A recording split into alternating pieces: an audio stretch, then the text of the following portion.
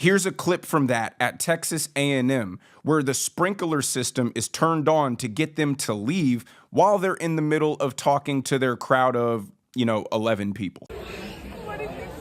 That's fucked up. So free speech, everyone. We're gonna go over there. We'll just move it. This is ridiculous. Oh my god.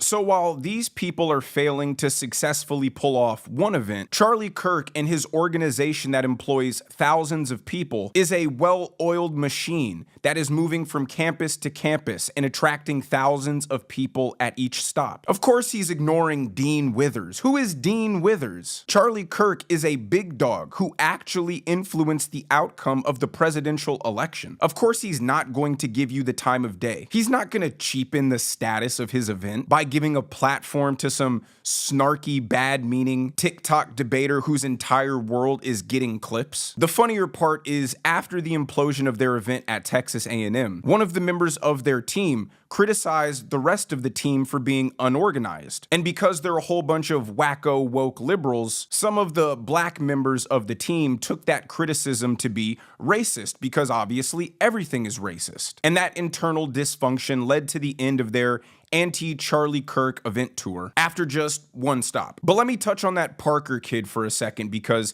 he's just as bad as Dean Withers and highlights the bad faith nature of every argument they go into, and again reaffirms why I would never waste my valuable time debating any of these dorks. I'll give you an example. If you're in Nazi Germany, and it is the case that there's Jewish people in your attic and you're trying to protect them, example. would you lie to the Nazis? I would have done everything I bloody well could, so I wouldn't be in that situation to begin with. It's a hypothetical, and it's not answerable. You can't answer hypotheticals? No, I can't answer a hypothetical like that. If you present me with an intractable moral choice that's stripped of context and you back me into a corner, you're playing game. I just told you I would do everything that I could, tell the least amount of lie I could manage. But that would likely indicate that I had made all sorts of catastrophic errors on my way there.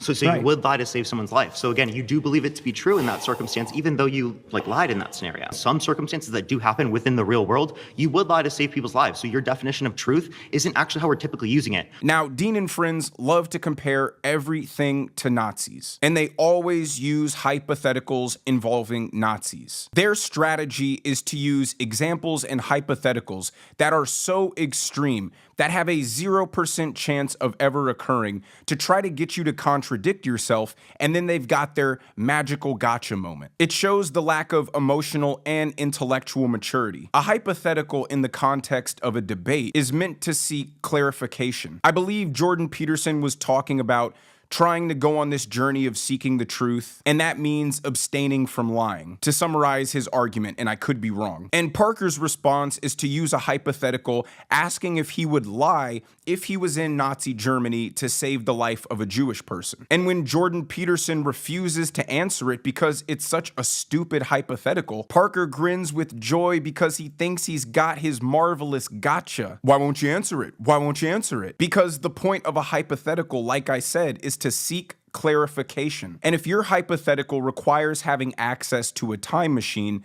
to send you 85 years back into the past, into Nazi Germany, into a hyper-specific situation in which if you somehow just speak a lie, it will save the life of a Jewish person. The scenario is unrealistic that it doesn't add any additional clarification. The proper and good faith use of a hypothetical might be to ask Jordan Peterson if a 4-year-old asked him if Santa Claus was real, would he still lie then? That is a plausible and probable scenario that most people could find themselves in. That would give you your clarification to his moral stance of he doesn't lie. If your hypothetical has a 0% chance of actually happening, it's a poorly used hypothetical and shows clear intellectual ineptitude. If I say humans can't fly, and your response is, well, if you woke up one day with the powers of Superman, then could you fly? And I respond with, well, yeah, I guess. And you jump up and down with joy because you got me, I contradicted myself. It shows you're arguing for argument's sake and you have a concerning desperation to be right.